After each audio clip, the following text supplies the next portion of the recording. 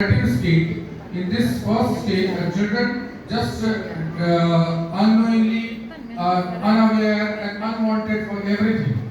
And when we promote, means as a PT, means physical teacher, when they promote and motivated for the physical activity or the sports, then they start doing it. Then the change comes in her or his every physical status, mental status, in all aspects. So what this change it is, initially it is very low performer, depressed, and everything is he isolated. That's it.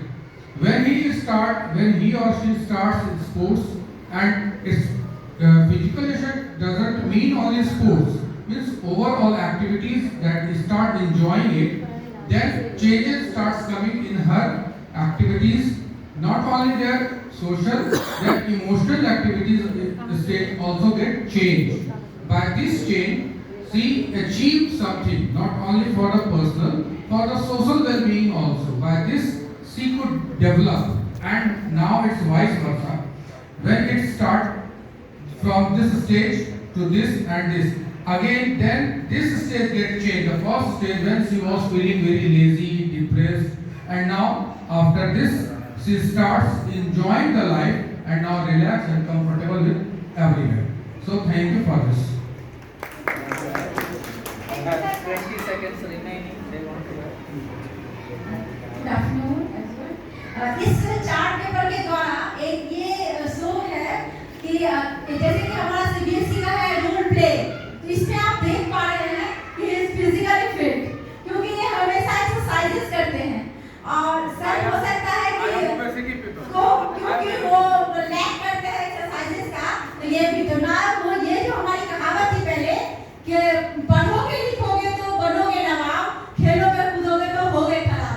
सो अब change हो गई है, खेलोगे कूदोगे तो बनोगे नवाब।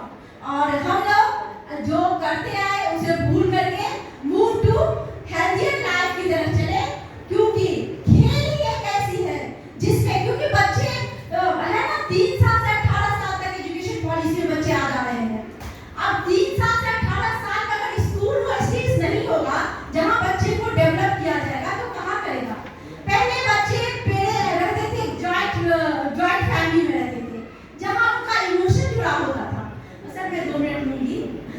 Emotion जुड़े रहते थे, लेकिन क्योंकि हम सभी टीचर हैं तो उनके इमोशन जुड़े होते थे, लेकिन उसके बाद बच्चे जो है अब आ गए थे जॉइंट फैमिली से हुआ न्यूक्लियर फैमिली।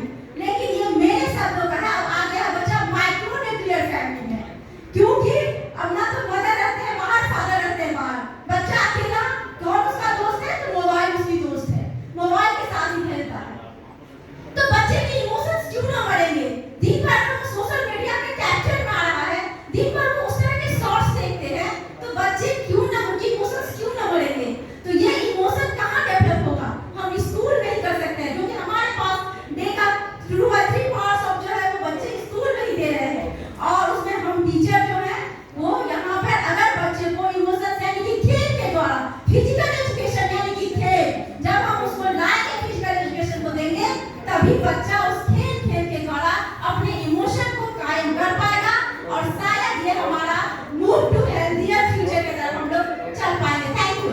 मैंने 2 मिनट गेम के लिए दे दिया था, मैडम ने 3 मिनट खा लिए।